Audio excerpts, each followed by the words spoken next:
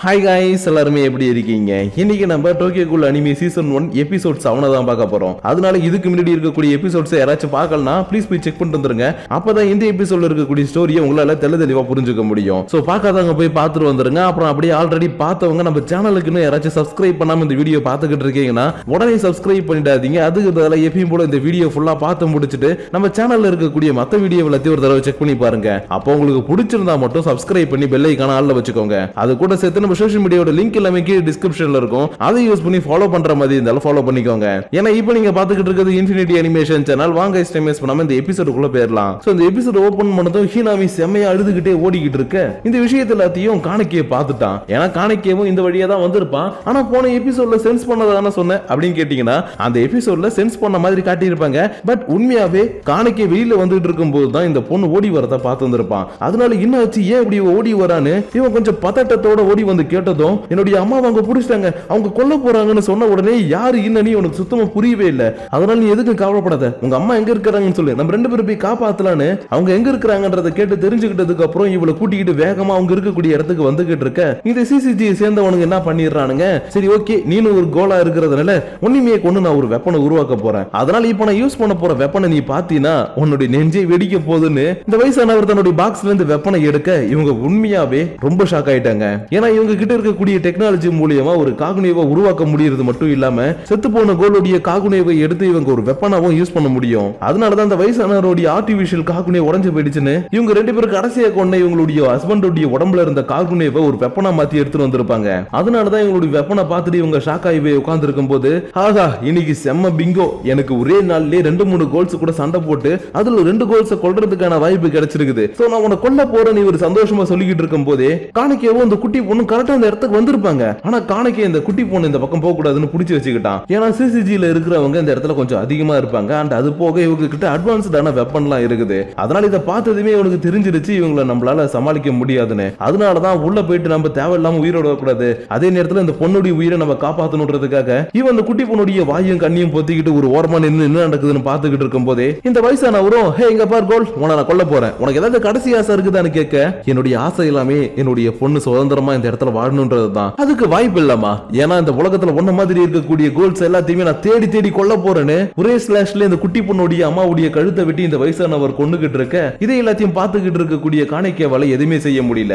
அதுக்கு பதிலா அந்த குட்டி பொண்ணை காப்பாத்தி அண்டேக்கு கூட்டிட்டு வர மட்டும் தான் முடிஞ்சது. அதனால இன்னைக்கு நடந்த விஷயத்த எல்லாத்தையும் பத்தி இவங்க கிட்ட சொன்னதுக்கு அப்புறம் இவங்களுக்கு கொஞ்சம் சோகமா வந்து ஃபீல் பண்ணிக்கிட்டு இருக்கும்போது தான் டோக்காவுக்கு இந்த விஷயம் எல்லாமே கொஞ்சம் அரையும் குறையமா தெரிய வந்திருக்கும். அதனால இன்னைக்கு என்னாச்சு உண்மையை சொல்லுங்க, அவங்க எல்லாரும் உயிரோட தானே இருக்காங்கன்ற மாதிரி கேட்க, இல்லம்மா அவங்க ரெண்டு பேரும் எங்களால காப்பாற்ற முடியல, ஆனா நல்ல வேலையா ஹீனாமியை மட்டும் எப்படியோ காணக்கி காப்பாத்தி கூட்டிட்டு வந்துட்டான்னு யோஷிமுரா சொன்னதும் இவளுக்கு செம்ம கோவம் வந்துருச்சு. ஏன்னா அந்த சிசிஜில இருக்கிறவங்க எல்லாருமே 20th வார்டுல இருக்கக்கூடிய கோல்ஸ் எல்லாமே நல்லதா கெட்டதான்னு பார்க்காம தேடி தேடி கொண்டுகிட்டு இருக்காங்க இல்லையா. அதனாலதான் இவர் சொல்றதை கேட்டதுக்கு அப்புறம் இவர் செம்மையா கோவப்பட்டுட்டு, இங்க பாருங்க யோஷிமுரா, நம்ம மட்டும் இப்படியே உட்கார்ந்துட்டு இருந்தோம்னா அதுக்கப்புறம் இங்க இருக்கக்கூடிய யாருமே உயிரோட இருக்க மாட்டோம். அந்த சிசிஜில இருக்கிறவங்க வந்து அசால்ட்டா எல்லாருமே போட்டு தள்ளிட்டு போயிட்டே இருப்பாங்க.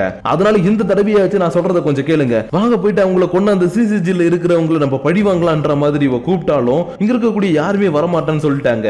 ஏன் யோஷிமுரா கூட அதெல்லாம் பண்ண வேணாம்னு சொல்லிட்டாரு. ஏன்னா எந்த ஒரு பிரச்சனைக்கும் பழி வாங்குறது ஒண்ணு தீர்வாகாதுன்னு இவருக்கு நல்லாவே தெரியும். அதனாலதான் இங்க பாருமா, நம்ம போயிட்டு பழி வாங்க போனோம்னா அந்த சண்டை அப்படியே தொடர்ந்து நடந்துகிட்டே இருக்கும். இதுக்கு நடுவுல எக்கச்சக்க பேர் இறந்து போயிடுவாங்க. அதனாலதான் இன்னைக்கு நடந்த பிரச்சனைக்காக நம்ம பழி வாங்க கூடாதுன்னு இவர் சொல்லிக்கிட்டு இருக்கப்போ டோக்கா இன்னமும் கோவம் ஆயிட்டு, சரி ஓகே நீங்க சொல்றபடி நானும் நடந்துக்கிறேன், ஆனா ஒரு விஷயம் மட்டும் உறுதியா இருக்குது, நம்ம எல்லாருமே சண்டை போடாமலே இந்த இடத்துல சாக போறோம். இவ கொஞ்சம் கோவமா பேசிட்டு போக காணிக்கைக்குள்ள ஒரு குற்ற உணர்ச்சி வருது. ஏன்னா இவன் அந்த இடத்துல கொஞ்சம் ட்ரை பண்ணி இருந்தானா ஏதாச்சும் பண்ணி அவங்களை காப்பாத்துறதுக்கு வாய்ப்பு இருந்திருக்கும். ஆனா இவன் எதுவுமே பண்ணாம இந்த குட்டி பொண்ணை மட்டும் காப்பாத்திட்டு வந்துட்டான் இல்லையா. அதனால நான் இன்னைக்கு தப்பு பண்ணிட்டேன், நான் மட்டும் அவங்கள நினைச்சிருந்தா காப்பாத்தி இருக்க முடியும்ன்ற மாதிரி யோஷிமுரா கிட்ட சொல்லிக்கிட்டு இருக்கும் போதே யோஷிமுரா இங்க பாருப்பா, நீ பண்ணதுதான் நல்லது, ஏன்னா நீ மட்டும் அந்த இடத்துல சண்டை போடுறேன்னு சொல்லிட்டு அவங்க கூட போயிருந்தீங்கன்னா ஹீனாமியை நம்மளால காப்பாற்ற முடியாம போயிருந்திருக்கும். அதனால இன்னைக்கு நீ சண்டை போடாம இருந்ததுனாலதான் ஹீனாமியை நம்மளால காப்பாற்ற முடிஞ்சதுன்ற மாதிரி இவர் சொல்லிக்கிட்டு இருக்க. இன்னொரு பக்கம் ரூம்ல இருக்கக்கூடிய டோக்கா தங்கிட்ட இருக்கக்கூடிய ஒரு ரேபிட் மாஸ்க் எடுத்து பார்த்துக்கிட்டு நான் ஏதாச்சும் பண்ணணும்ன்ற மாதிரி யோசிக்கிட்டு இருக்கிறா. இதுக்கு ஏத்த மாதிரி தான் இன்னொரு பக்கத்துல இருக்கக்கூடிய இந்த சிசிஜில இருக்கிறவங்களும் எப்படியோ ஒரு வழியா இன்னைக்கு நம்ம ரொம்பவே பவர்ஃபுல்லான 2 கோல்ஸை போட்டு தள்ளி இருக்கிறோம். இதுக்கு எல்லாத்துக்கும் நம்மளுடைய டெக்னாலஜி தான் காரணம். அது போக இன்னைக்கு நம்ம எடுத்துட்டு வந்த கோல்ஸ் உடைய அந்த காகுனே இருக்கு இல்லையா, அதை சீக்கிரமா வெப்பனா மாத்தி உங்களுக்கு எல்லாம் கொடுக்க போறேன்னு இவர் சொன்ன உடனே இவங்களை மீட்டிங்க முடிச்சிட்டு இன்னைக்கு வீட்டுக்கு கிளம்பி போய்கிட்டு இருக்காங்க. இருந்தாலும் இந்த வயசானவர் கூட இருக்கக்கூடிய அம்மான் மட்டும் வெளியில ஒரு சின்ன பொண்ணு தன்னுடைய அம்மா கூட சந்தோஷமா போய்கிட்டு இருக்கக்கூடிய விஷயத்தை பார்த்துட்டு, நான் இன்னைக்கு ஏதாவது தப்பு பண்ணிட்டானா இல்ல சரியான பாதையில தான் போயிட்டு இருக்கானா எனக்கு ஒண்ணுமே புரியலன்ற மாதிரி யோசிச்சுட்டு போயிட்டு இருக்கான். ஏன்னா இன்னைக்கு அந்த குட்டி பொண்ணுடைய அம்மா சாகிறதுக்கு முன்னாடி இவங்களை எதுவுமே அட்டாக் பண்ணாம தன்னுடைய சாவை ஏத்துக்கிறதுக்கு தயாரா இருந்தாங்க இல்லையா, அதனால அவங்க சாவை ஏத்துக்கிறதுக்கு தயாரா இருந்தாங்க. அது போக அவங்க நம்மள அட்டாக் பண்ண கூட இல்ல. அப்படி இருக்கும்போது நான் என்ன பண்ணிட்டு இருக்கிறேன்னு எனக்கு ஒண்ணுமே புரியலன்ற மாதிரி இவன் யோசிச்சுக்கிட்டு இருக்கிறான். ஏன்னா இவன் பேசிக்காவே கொஞ்சம் நல்லவன் தான். அதனாலதான் இவனுக்குள்ள இருக்கக்கூடிய ஒரு நல்ல மனசு எட்டி பார்த்துக்கிட்டு இருக்கும்போது இவனுடைய ஃப்ரெண்ட்ஸ் ரெண்டு பேரும் ஹே என்னப்பா இப்படின்னு யோசிச்சுட்டு இருக்க, இன்னைக்கு நம்ம நிறைய விஷயங்கள் செஞ்சுட்டோம், அதனாலவா பக்கத்துல இருக்க கடையில போயிட்டு சாப்பிடலாம் இவனை கூப்பிட்டு போயிட்டு இருக்க.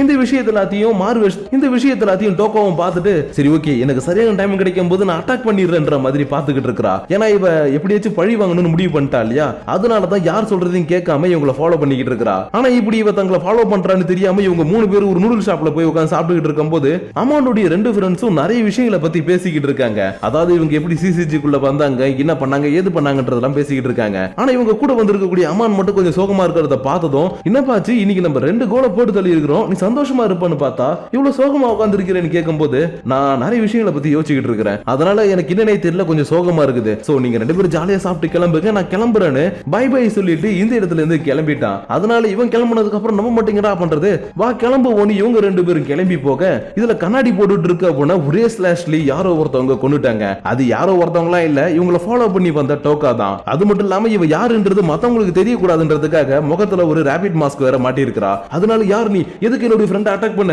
யார் நீ, உனக்கு என்ன வேணும்ன்ற மாதிரி இவன் கேட்டுக்கிட்டு இருக்கும் போதே இவனையுமே டோக்கா ஒரே அடியிலே கொல்றதுக்காக வந்திருப்பா. ஆனா இவனுக்கு எதுவுமே ஆகல.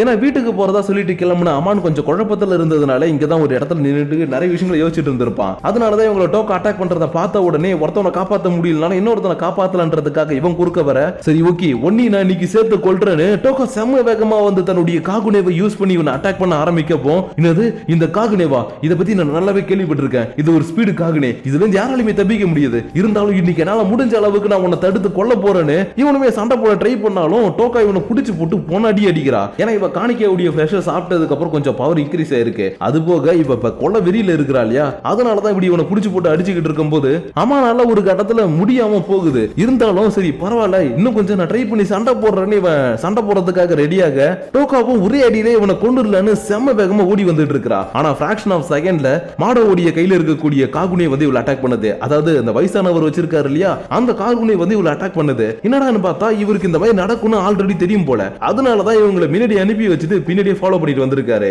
அது மட்டும் இல்லாம அம்மான் தன்னுடைய வெப்பனை எடுத்துட்டு வராம வந்திருக்கிறத பார்த்ததும் ஏன்பா நீ ஒன்னும் ஐடி கம்பெனில வேலை செய்யலப்பா, லேப்டாப் ஆபீஸ்ல விட்டுட்டு போறதுக்கு நீ சிசிஜில ஒர்க் பண்ணிக்கிட்டு இருக்கிற, அதனால நீ தூங்க போனா கூட உன்னுடைய வெப்பனை நீ கையிலே தான் வச்சுக்கிட்டு இருக்கணும். ஆனா என்ன உன்னுடைய வெப்பன் புதுசா கொஞ்சம் அப்கிரேட் பண்ணிக்கிட்டு இருக்கேன், அது நாளைக்கு உனக்கு வந்துடும். ஏன்னா இன்னைக்கு நம்ம எடுத்த அந்த பொண்ணுடைய அம்மாவுடைய உடம்புல இருந்த அந்த காகுனே இருக்கு இல்லையா, அதை வச்சுதான் உனக்கான வெப்பனை நான் ரெடி பண்ணிக்கிட்டு இருக்கேன்னு சொல்லிக்கிட்டு இருக்கும் போதே இது எல்லாத்தையும் கேட்டுட்டு டோக்கா செம்ம கடுப்புல வந்து இவரை திரும்பவும் அட்டாக் பண்றா. சோ இப்படி இந்த விஷயத்துல எதுவுமே கேட்டுட்டு வந்து அட்டாக் பண்றதுனால இந்த கோலுக்கும் அந்த கோலுக்கும் ஏதோ ஒரு சம்பந்தம் இருக்குதுன்னு இவருக்கு தெரிய வந்துருச்சு. அதனால இந்த ஒரு கோலை எப்படியாச்சும் நம்ம உயிரோட புடிச்சிட்டோம்னா மத்த கோல் சிறந்த இடத்துல இருக்குதுன்றதை கண்டுபிடிச்சு அவங்க எல்லாரையும் சீக்கிரமா நம்மளால கொல்ல முடியும். அதனால இவளை நம்ம கொல்லக்கூடாது, எப்படியாச்சும் உயிரோட பிடிக்கணும்னு இவளை ஓவரா அட்டாக் பண்ணாம ஒரு அளவுக்கு குத்து உயிரும் கொலை உயிருமா பிடிக்கிறதுக்காக அட்டாக் பண்ண பாக்குறாரு. பட் இவரால கரெக்டா அட்டாக் பண்ண முடியல. ஏன்னா இவர்கிட்ட இருக்கக்கூடிய இந்த டாக்டருடைய காகுனே ரொம்பவுமே ஒரு ஸ்பீடான காகுனே அண்ட் அதே நேரத்துல ரொம்பவுமே எக்ஸ்ட்ராடினரியான ஒரு காகுனே. இப்படிப்பட்ட இந்த காகுனேவை ஒரு சின்ன இடத்துக்குள்ள வச்சுக்கிட்டு அட்டாக் பண்றதுனால இவரால சரியா அட்டாக் பண்ணவே முடியல. இதனால இவர் கூட சண்டை போட்டுக்கிட்டே கொஞ்ச நேரத்துல டயர்டான டோக்காவும் சரி ஓகே இதுக்கப்புறம் என்னால இந்த இடத்துல உன் கூட சண்டை போட முடியாது எனக்கு தெரிஞ்சு போயிடுச்சு, அதனால கண்டிப்பா திரும்ப ஒரு நாள் நான் வருவேன், ஆனா அன்னைக்கு உங்க 2 பேரையும் நான் கொல்லாம விட மாட்டேன்னு இவர் ஃபைனல் அட்டாக் பண்றதுக்குள்ள டோக்கா இந்த இடத்துல இருந்து தப்பிச்சு போயிட்டா. இதனால இவரும் சரி ஓகே ராபிட் நீ என்னைக்கு அந்த வலையில மாட்டுவ, அன்னைக்கு உன் கதையை நான் முடிக்காம விட மாட்டேன்ற மாதிரி கத்திக்கிட்டு இருக்க. இன்னொரு பக்கம் காணக்கே இந்த சின்ன பொண்ணுக்கு இப்படி ஆயிடுச்சுன்னு ரொம்பவுமே கஷ்டப்பட்டு இவளை பாத்துக்கிட்டு இருக்கிறான். அப்பன்னு பார்த்து உள்ள ஒரு சவுண்ட் கேக்குது. என்னடான்னு சொல்லி ஓடி வந்து பார்த்தா தப்பிச்சு வந்த டோக்கா இந்த இடத்துல ரத்த வெள்ளத்துல மேந்துகிட்டு இருக்கிறா. அதனால என்னாச்சு டோக்கா நான் உனக்கு ஹெல்ப் பண்றேன்னு இவன் கிட்ட வர பார்த்தாலும் இல்ல நீ என் பக்கத்துல வர வேணாம்னு சொல்லிக்கிட்டு இருக்கா. ஆனா இவன் எதுக்கு இப்படி சொல்றான்னு இவனுக்கு சுத்தமா புரியல. அதனால என்னாச்சு ஏன் இப்படி நீ சொல்லிக்கிட்டு இருக்கன்னு கேட்டுக்கிட்டு இருக்கும்போது யோஷிமுராவு இந்த இடத்துக்கு வர ஓ உனக்கு இன்னும் புரியலையாப்பா, அவன் நம்ம சொல்றது எல்லாத்தையும் கேட்காம அந்த சிசிஜில இருக்கவங்கள போய் அட்டாக் பண்றதுக்காக போயிருக்கிறா. அதனாலதான் இவளுக்கு இந்த நிலமன்ற மாதிரி சொன்னதும் அப்பனா சரி இவளுக்கு ஏதாவது ஹெல்ப் பண்ணுங்க, அவளுக்கு அதிகமா அடிபட்டு இருக்குது, ஃபர்ஸ்ட் எய்ட் கிட்ட அதை கொடுங்கன்ற மாதிரி கேட்டாலும் இவர் வந்து அதெல்லாம் பண்ண முடியாது, அவளுக்கு ஹெல்ப் பண்ண கூடாதுன்னு சொல்றாரு. ஏன்னா இவர் சொல்றத கொஞ்சம் கூட கேட்காம போயிட்டு அவங்களை அட்டாக் பண்ணதுனால ஏதாச்சும் ஒரு லீடப்ப புடிச்சு இவங்க எந்த இடத்துல தான் இருக்காங்கன்னு கண்டுபிடிச்சு வந்தாங்கன்னா ஒரு பெரிய பிரச்சனையை கிரியேட் பண்ணி விட்டுருவா இல்லையா. அதனாலதான் இவளுக்கு எந்த ஒரு ஹெல்ப்புமே எங்களால பண்ண முடியாது, இவ இங்க உடனே வெளியில போயாகணும்ன்ற மாதிரி சொல்லிக்கிட்டு போயிட்டு இருக்கும் போதே டோக்காவும் சரி ஓகே இதுக்கப்புறம் எனக்கு யாருமே ஹெல்ப் பண்ண மாட்டாங்க, நான் இங்க வெளியில போயிடுறேன்னு கொஞ்சம் கோவத்தோட வெளியில ஓடி போயிடுறா. ஆனா இப்ப இங்க நடந்த விஷயத்தை எல்லாத்தையும் பார்த்ததுக்கு அப்புறம் காணிக்கையால சுத்தமா தாங்கிக்கவே முடியல. ஏன்னா இவன் நினைச்சிருந்தா அன்னைக்கு சண்டை போட்டு அவங்களை காப்பாத்தி இருந்திருக்கலாம். அது போக இப்ப நம்ம டோக்கா கூட போயிருந்தா அந்த சிசிஜியை போட்டு தள்ளி இருக்கலாம். ஆனா நம்மளால எதுவுமே பண்ண முடியல, நம்ம சும்மா தான் சார் இந்த இடத்துல இருக்கிறோம். அதனால நான் அவளுக்கு போய் ஹெல்ப் பண்ண போறேன். நீங்க என்ன வெறுத்தாலும் சரி இல்ல இந்த இடத்துக்கு வரக்கூடாதுன்னு சொன்னாலும் சரி, நான் அவளுக்கு போய் ஹெல்ப் பண்ண தான் போறேன்னு ஃபர்ஸ்ட் எய்ட் கிட்ட எல்லாம் எடுத்துட்டு வந்து டோக்காவுக்கு ஹெல்ப் பண்றதுக்காக வந்திருக்கான். ஆனா டோக்கா உள்ள நடந்த விஷயத்தை மனசுல வச்சுக்கிட்டு இல்ல நீ என்கிட்ட வர வேணாம், நீ அவங்க கூடவே இருந்து சேஃபா இருப்பா, உனக்கு சேஃபா இருக்கிறது தானே முக்கியம், மத்தவங்க சாவறதெல்லாம் முக்கியம் இல்ல, இப்படி நீ ஹெல்ப் பண்ண வந்தாலும் இவ கொஞ்சம் எடுத்து எறிஞ்சு பேசவும் ஹே டோக்கா என்ன மன்னிச்சிரு, எனக்குள்ள ஒரு சின்ன பயம் இருந்தது, அதனாலதான் அவங்களை காப்பாற்ற முடியாதோன்னு நினைச்சு நான் சும்மா இருந்துட்டேன், இல்லைன்னா என்னால முடிஞ்சதை பண்ணிருப்பேன்னு சொல்லவும் ஆமா நீ மட்டும் என்ன பண்ணுவ, நீ ஒரு ஹாஃப் ஹியூமன் ஹாஃப் கோல்ட், அது போக அம்மா அப்பா இல்லாம வாழுற கஷ்டம் என்னன்றது எனக்கு சின்ன வயசுல நல்லாவே தெரியும், அந்த கஷ்டத்தை அந்த குழந்தைக்கு கொடுத்துட்டாங்களே தான் நான் அவங்களை அட்டாக் பண்றதுக்காக போனேன், ஆனா என்னால தனியா அவங்களை சமாளிக்க முடியலன்னு இவ கொஞ்சம் அழுவவும் இவனுக்கு என்ன பண்றதுனே தெரியல, இருந்தாலும் இப்போதைக்கு இவளை நம்ம சமாதானப்படுத்துவோம், அதுக்கப்புறமேட்டு அடுத்தது என்ன பண்றதுன்றதை யோசிப்போன்னு இவளை கொஞ்சம் இந்த பக்கம் இவன் சமாதானப்படுத்திக்கிட்டு இருக்க, இன்னொரு பக்கம் இந்த சிசிஜில இருக்கவன ஒருத்தவனை நம்ம டோக்கா போட்டு தள்ளிட்டா இல்லையா, அதுக்காக இன்னைக்கு ஆபீஸ்ல ஒரு ஃபியூனரல் எல்லாத்தையுமே நடத்தி முடிச்சதுக்கு அப்புறம் ஆமா டைரக்டா வந்து இந்த சிசிஜியோட ஹெட் ஒருத்தர் மீட் பண்றாரு. ஏன்னா இவர் போன தடவை இந்த கேஸை யார் எடுத்துக்கிறீங்கன்னு கேட்கும்போது அம்மான் தான் தைரியமா இருந்து இது எல்லாத்தையுமே நான் பாத்துக்கிறேன்ற மாதிரி வீரவாசனம் எல்லாம் பேசி இருந்திருப்பான். அதனாலதான் இவர் டைரக்டா வந்து அம்மானை மீட் பண்ணி என்னப்பா நீனு எல்லாருக்கும் முன்னாடி வீரவாசனம் பேசுற, ஆனா அந்த பக்கம் போயிட்டு சின்ன கோளுகிட்ட அடி வாங்கிட்டு வந்திருக்கிற, இது மட்டும் மத்தவங்களுக்கு தெரிஞ்சது உனக்கு எல்லாருமே கலாய்ப்பாங்க, அதனால முடிஞ்ச அளவுக்கு இது தெரியாத அளவுக்கு சீக்கிரமா அந்த கோலை கண்டுபிடிச்சு கொண்டு நல்ல பேரை வாங்க பாருன்ற மாதிரி சொல்லிட்டு போகப்போம் இவனுடைய இன்னொரு ஃப்ரெண்ட் இவனை பாக்குறதுக்காக வந்திருப்பான். அதாவது நேத்திக்கு ஒருத்தனுடைய உயிரை மட்டும் காப்பாத்தி இருந்திருப்பான் இல்லையா, நம்ம போயிட்டு ஏதாவது சாப்பிட்டு வரலான்னு எப்பயும் போல இவங்க பக்கத்துல இருக்கக்கூடிய நூடுல் ஷாப்ல போய் உட்கார்ந்து சாப்பிட்டுட்டு இருக்கும்போது அந்த கோல்ஸ் எல்லாம் ஏன் இப்படி பண்ணுதுங்க, நான் என்னதான் அதுங்க மேல கொஞ்சம் கரிசனை பட்டாலும் அதுங்க எல்லாம் கொஞ்சம் கூட கரிசனை படாம மனுஷங்களை கொண்டுகிட்டே தான் இருக்குது, இது மூலியமா பல பேர் தன்னுடைய குடும்பத்தை இழந்துட்டு நடு ரோட்ல நிக்கிறாங்க, அதனால இதுக்கப்புறம் எந்த ஒரு கோலை பார்த்தாலும் நான் கரிசனை பட போறது கிடையாது, அதுக்கு பதிலா அதுங்களை நான் கொண்டு ஒரு சமநிலையை கொண்டு வர போறேன்ற மாதிரி கொஞ்சம் கோவமா பேசிக்கிட்டு இருக்க. இன்னொரு பக்கம் ஆபீஸ்ல இருக்கக்கூடிய மாடவும் நான் பார்த்த அந்த ராபிட் கோலை பத்தின விஷயங்கள் எனக்கு தெரிஞ்சாகணும்னு நிறைய விஷயங்கள் அதை பத்தி கேதர் பண்ண ஆரம்பிக்கிறாரு. ஏன்னா டோக்கோ ராபிட் மாஸ்க் போட்டுட்டு வந்ததுனால இவருக்கு அந்த பொண்ணு யாரு என்னன்னு தெரியாது இல்லையா, அதனால எப்படியாச்சும் அவளை கண்டுபிடிச்சாகணும், அவளை கண்டுபிடிச்சாதான் மத்த கோல்ஸை நம்மளால கண்டுபிடிக்க முடியும்னு நிறைய பிரைவேட் டிடெக்டிவ்ஸ் மூலமா நிறைய விஷயங்களை கேதர் பண்ண ஆரம்பிக்கிறாரு. ஆனா இதெல்லாம் பத்தி தெரியாம டோக்கா காணிக்கையை கூட்டிக்கிட்டு மாஸ்க் வாங்குறதுக்காக இன்னைக்கு போய்கிட்டு இருக்கா.